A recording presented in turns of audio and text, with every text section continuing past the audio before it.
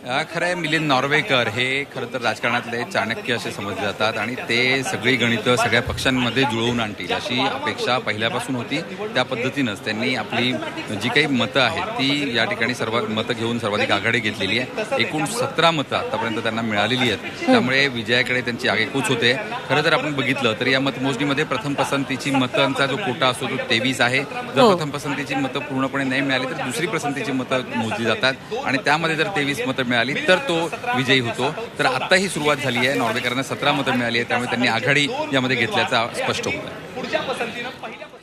निश्चित सध्याची आपण मतमोजणी प्रक्रिया बघतोय, बऱ्यापैकी जलद गतीनं सध्या सुरू आहे. पहिल्या पसंतीची मतं देखील आता समोर येत आहेत.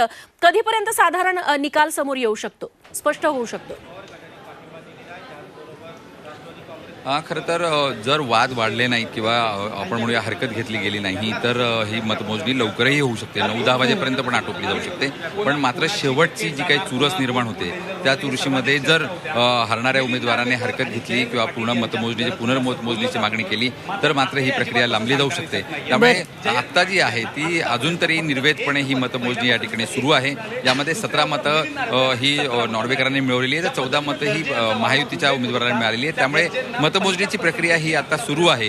ही पूर्णपणे पार पडण्यासाठी पहिल्या प्रथम पसंतीची पार पडण्यासाठी किमान अजून अर्धा ते पाऊण तास लागू शकतो. निश्चित योगेश, खरं तर संपूर्ण मतदान हे गुप्त पद्धतीने होतं, त्यामुळे कुठल्या आमदारानं कुणाला पहिल्या पसंतीची दुसऱ्या पसंतीची मतं दिली हे समजू शकत नाही. मात्र आत्ताची जी मतमोजणीची प्रक्रिया आहे ती आत नेमकी कशी सुरू आहे, तिथं विधिमंडळामध्ये त्या सभागृहामध्ये सध्या कोण कोण उपस्थित आहे आणि कशी ही संपूर्ण प्रक्रिया पार पडते प्रेक्षकांना कळावं यासाठी? खरं तर जी काही मतमोजणी आताला सुरुवात झालेली आहे त्यामध्ये पहिल्यांदा बाद मतं ही मोजली जातात. या ठिकाणी 25-25 मतांचा कोटा हा वेगवेगळा या ठिकाणी करण्यात आलेला आहे आणि त्यानुसार बाद मतं मोजण्यात आली. यामध्ये एक मत बाद झालेलं आहे आणि इतर मतं जी आहेत ती या ठिकाणी मोजली जातात. त्यामध्ये प्रत्येक प्रथम पसंतीची मतं मोजताना प्रत्येक उमेदवाराच्या खात्यामध्ये ही मतं टाकली जातात आणि त्यानुसार आत्ता जर आपण बघितलं तर चारही जे पक्ष आहेत, वेगवेगळे पक्ष, या पक्षांच्या उमेदवारांच्या खात्यामध्ये ही मतं पडलेली आहेत. यामध्ये सर्वाधिक मतं जी मिळाली आहेत ती नॉर्वेकरांना मिळालेली आहेत. 14 मतं ही महायुतीच्या उमेदवाराला मिळालेली आहेत आणि त्यानंतर अशी सातव यांना सुद्धा एक 4-5 मतं या ठिकाणी मिळाल्याचं आता समोर येत आहे. त्यामुळे मतमोजणी ही सुरू आहे. मतमोजणी पूर्ण झाल्यानंतर 23 मतांचा कोटा पूर्ण झाल्यानंतर उमेदवार विजयी करण्यात येईल, मात्र विजयी घोषित करण्यात येईल. मात्र आता जी आहे ती मतमोजणीची प्रक्रिया या ठिकाणी सुरू आहे, आपण असं म्हणू शकतो. निश्चित योगेश, तुम्ही आपल्यासोबत राहाच. आपण पुन्हा एकदा सगळे अपडेट्स देऊयात. विधान परिषदेच्या निवडणुकीची मतमोजणी सुरू झालेली आहे. सध्या कुणाला किती मतं मिळालेली आहेत त्या आकड्यांवरती आपण पटापट नजर टाकूयात. नार्वेकर, टिळेकर आणि काँग्रेसच्या प्रज्ञा सातव या सध्या आघाडीवरती आहेत. नार्वेकरांना 17 मतं मिळाली आहेत तर सातव काँग्रेसचे उमेदवार आहेत. 14 मतं, टिळेकरांना 13 मतं मिळालेली आहेत तर गोरखे यांना 12 मतं मिळाली आहेत. पंकजा मुंडेंची मतं वाढून आता 10 झालेत तर कृपाल तुमाने यांना देखील आता जवळपास 10 मतं मिळालेली आहेत. खरं तर भाजपने 5 उमेदवार दिलेले आहेत. शिवसेना शिंदे गटाने 2 आणि राष्ट्रवादी अजित पवार गटाने 2. हे सगळे उमेदवार निवडून येतील असं नुकतंच भाजपचे गिरीश महाजन म्हणालेत. त्या मानानं पटापट मतं भाजपच्या किंवा महायुतीच्या उमेदवारांची वाढताना सध्या बघायला मिळत नाहीत. त्या उलट ज्यांनी 3 उमेदवार दिलेत महाविकास आघाडीने, त्यातलेही मिलिंद नार्वेकर यांना सर्वात जास्त मतं आतापर्यंत मिळालेत 17. तर त्या पाठोपाठ आहेत काँग्रेसच्या प्रज्ञा सातव ज्यांना 14 मतं मिळालेली आहेत. पंकजा मुंडेंना 10 मतं मिळालीत आतापर्यंत तर कृपाल तुमाने यांना 10 ते 12 मतं मिळालेली आहेत.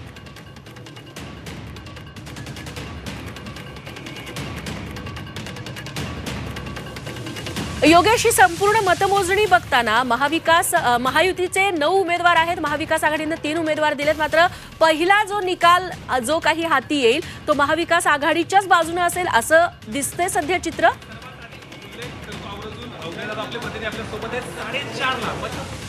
खरं तर नॉर्वेकर यांना जी 17 मतं मिळाली आहे त्यामुळे एकूणच कल जो आहे तो महाविकास आघाडीकडे दिसून येतो. महाविकास आघाडीचा पहिला उमेदवार विजयी होईल असं दिसून येत आहे. खरं म्हणजे ज्या मतदाराला उमेदवाराला निवडून द्यायचं असतं त्याला एक ते दोन मतं ही अधिक दिली जातात, जेणेकरून त्याचा निकाल पहिल्यांदा लागतो.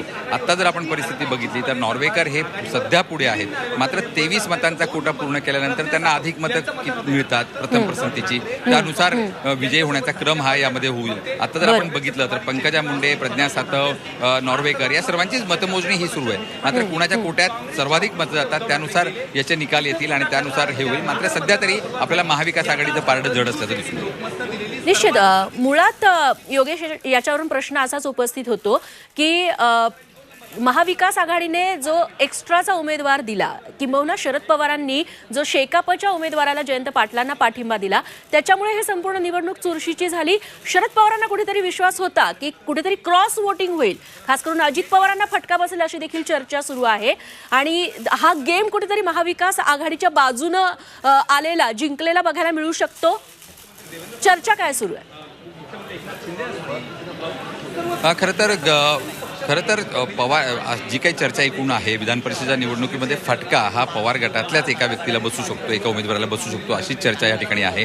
आणि जर आपण बघितलं तर अजित पवारांनी दिलेले जे उमेदवार आहेत गरजे, हे खरं म्हणजे पवार गटातल्या दोन्ही पवार गटांमधले त्यांचं खूपसं असं शरद पवारांशी त्यांचं सख्य नव्हतं आणि एकूणच त्यांचं लक्ष, त्यांनी याआधीही 2 वेळेस निवडणूक लढवलेली आहे आणि आता मात्र त्यांना निवडून आणण्याचा चंग जो आहे तो अजित पवार यांनी बांधलेला आहे. तर दुसऱ्या बाजूला शरद पवारांचं लक्ष सुद्धा त्यांच्यावरच आहे. त्यामुळे एकूणच ह्या सगळ्या खेळीमध्ये आपण जसं म्हटलं, जयंत पाटलांना उमेदवारी देऊन हा जो एक वेगळाचं राजकारण करण्याचा प्रयत्न करण्यात आला किंवा गेम करण्याचा प्रयत्न करण्यात आला, तो लक्ष हा अजित पवार गटच होतं हे यातून स्पष्ट होतंय. मात्र आता मतं ही विभाजित कशी होतात, क्रॉस वोटिंग कसं होतं, यानुसार खरं म्हणजे हे सगळं पुढे दिसून येईल. मात्र यामध्ये त्यामुळेच जर परिस्थिती बघितली तर बाकीचे सर्व उमेदवार या ठिकाणी सुरक्षित आहेत. मात्र जयंत पाटील म्हणजे जे शरद पवार गटाचे उमेदवार आणि अजित पवार गटाचा एक उमेदवार, जो त्यामध्ये एकतर गरजेसुद्धा असू शकतात किंवा विटेकर पण असू शकतात, तर त्यामध्ये या दोघांपैकीच एकाचा असुरक्षितता या ठिकाणी मानली जाते. त्यामुळे पराभव कुणाचा होतो आता याकडे एकूणच या क्रॉस वोटिंगमधून समोर येईल.